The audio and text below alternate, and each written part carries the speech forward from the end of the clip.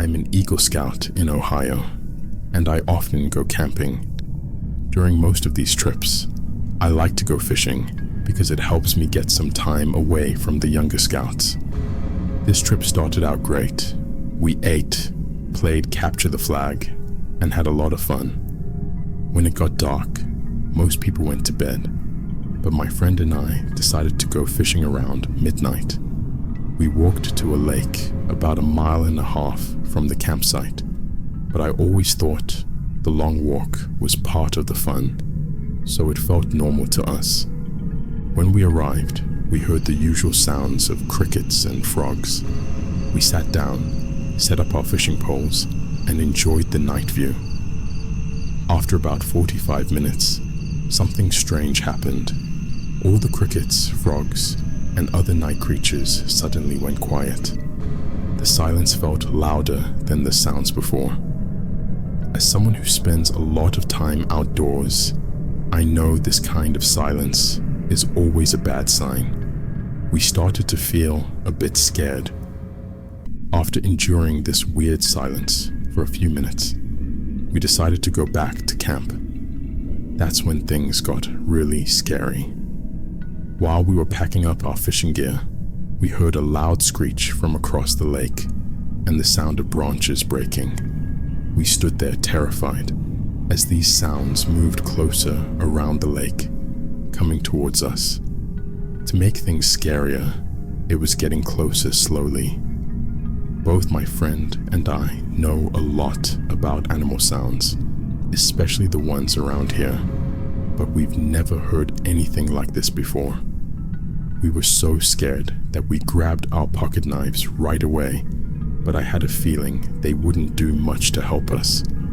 We were both just 15 at the time, and whatever was out there seemed to be breaking those branches effortlessly.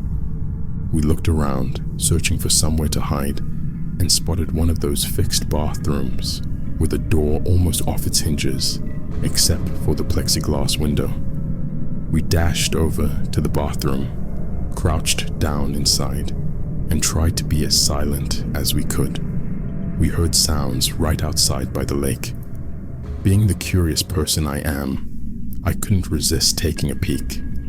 I looked out of the window and saw the scariest thing I've ever seen. There was something right where we were fishing before. It was really pale and super skinny, with long arms that had what looked like claws at the ends. It felt like it knew someone was watching because it suddenly turned around and looked straight at me. I quickly slid back down to hide, and we locked the bathroom door. Then we heard scratching right outside. Neither of us dared to look out. That wasn't even the scariest part. As we huddled in fear on the floor, we heard something outside say, "Scouts, what are you doing in the bathroom?" It sounded just like my scoutmaster, but it wasn't him. It was like his voice was twisted and strange. All night long, we listened to this thing outside. Finally, when dawn came, the noises outside faded away. We waited a few hours after dawn, maybe until around 9:30. Slowly, we came out of hiding, our faces pale with fear. We went back to camp and promised each other not to tell anyone. Only recently, while researching Native American legends, did we realize that what we encountered must have been a Wendigo.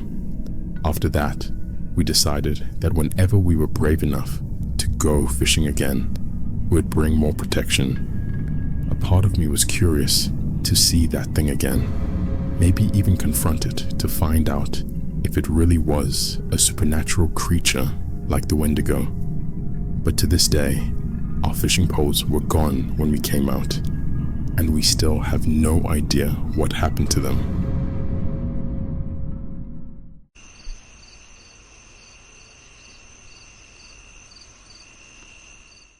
This happened in 2007 when I was 9 years old. My family loves being outdoors, and like every year, that summer, my dad, my two brothers, Jack, who was 15, and Ethan, who was 12, and I went camping in Virginia. I can't remember the name of the place, but it was surrounded by trees and had a beautiful lake nearby. We set up our tent near the lake, and during the first few days, we did a lot of fun activities. On the morning of the fourth day, my brothers and I woke up early to go for a swim. There was a big lake near our tent that we couldn't see from the campsite. After quickly eating breakfast, we put on our swim trunks, grabbed our fishing gear just in case, and headed to the lake. My oldest brother Jack was more interested in the big fishing pier at the lake. When we got to the lake, we saw two people already fishing. There was a man in his 40s and what looked like his son, who seemed to be around 14. When the boy saw us in our swim trunks, he stood up and said, "I wouldn't swim there if I were you. There are a lot of garfish around, and they can really cut you up." I looked at Ethan, who just shrugged, and without thinking much, he jumped into the water head first. I didn't want to miss out on the fun, so I followed him and jumped in too. Jack, meanwhile, sat down next to the boy and started setting up his fishing pole. We swam for about 15 minutes, slowly moving away from the shore. The water was super deep, maybe around 20 feet, but we didn't really think about it much because Ethan and I were both good swimmers from being on the swim team back home. At one point, I was swimming underwater with my eyes closed, feeling the nice cool water when suddenly I felt someone grab my ankle. I was so surprised that I quickly opened my eyes and pulled my leg away. His hand gripped my ankle tightly, and I felt irritated. I turned to push him away, but then saw something strange. It wasn't Ethan. It had long bluish-green hair floating around its head, completely black eyes, and long legs with wide-webbed feet. Its claws looked like a cat's, curved and sharp, ready to grab hold and not let go. I stared as it opened its mouth, showing rows of small sharp teeth. It dragged me down deeper into the dark water. I panicked and reacted on instinct. I kicked and screamed, let out air by mistake, but I kicked the creature with my other foot, trying to get away. It opened its scary mouth again and let out a scream. It scratched my leg with its sharp claws, causing a lot of pain.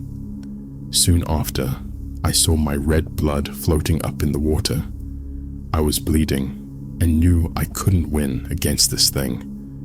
My head was spinning, and I could barely see clearly anymore.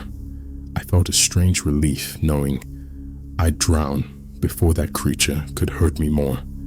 I was losing energy and closed my eyes. Suddenly, I felt strong hands grab my arms and pull me up to the surface. My leg hurt a lot, and I could see it was cut badly. Jack and Ethan helped me back to our campsite and woke up Dad. They rushed me to the emergency room. After they cleaned up all the blood, my leg was okay, and I didn't need stitches, but I still have faint scars from that day. Later, they told me that when I didn't come back up, Jack got scared and went to look for me with Ethan. They said they saw something swimming away really fast in the water when they found me, but it disappeared before they could see it clearly. I told everyone about the strange creature. I shared every detail I remembered, but nobody believed me. They thought I was just imagining things. They said it was probably one of the gars the boy had warned us about, but I'm sure of what I saw. My eyes didn't lie to me that day. So if anyone knows what that thing might have been, I'd really like to hear about it.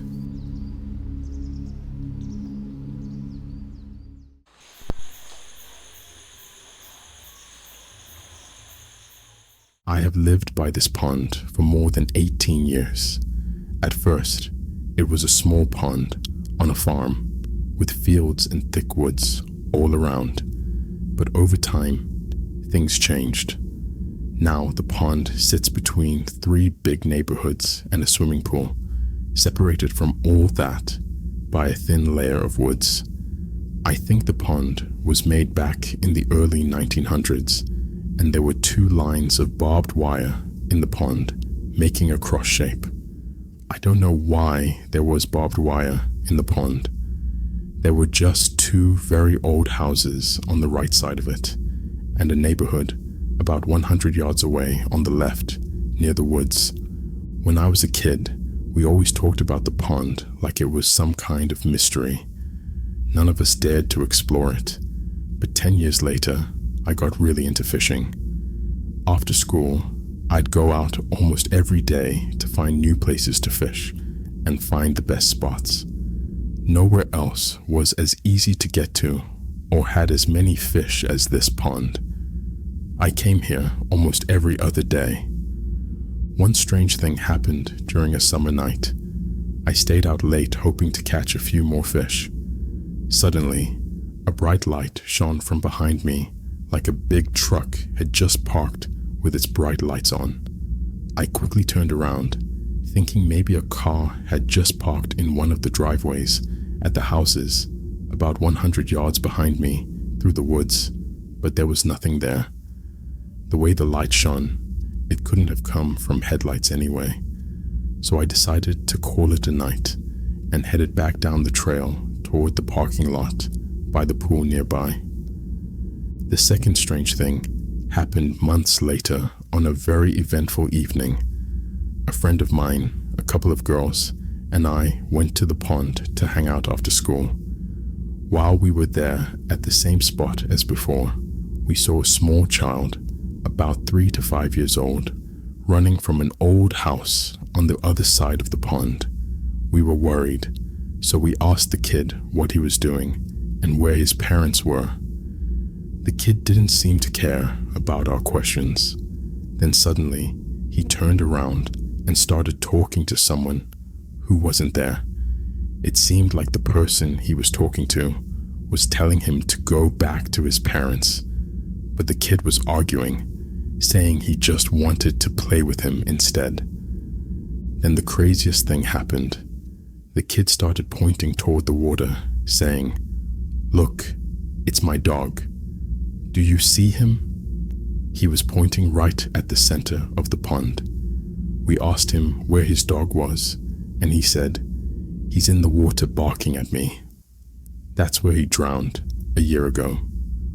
We all stood there speechless for a moment, then took the kid back to the other side of the pond where his dad met us and took him home. I know kids have wild imaginations and make up imaginary friends, but this felt real to me. It seemed like the kid was actually talking to someone who wasn't there and reacting to what they were saying. I have a bunch of other wild stories about things I've seen or heard about this spot. Maybe one day I'll share those